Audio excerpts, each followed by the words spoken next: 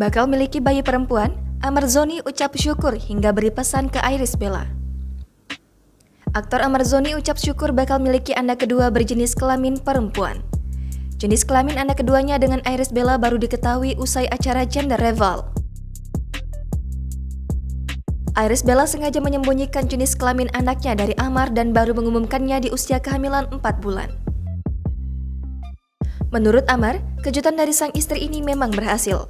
Apalagi Amar memang sangat menantikan kehadiran anak perempuan.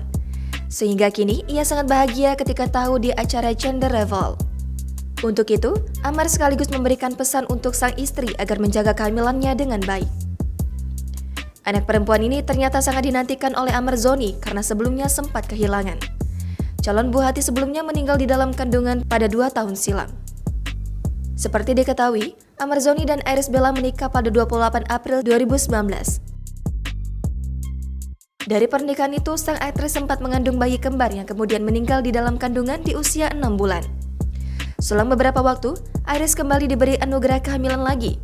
Mereka dikaruniai seorang putra yang lahir pada 18 September 2020 dan dinamakan Air Rumi Akbar 1453. Jangan lupa subscribe, share, komen, dan like ya!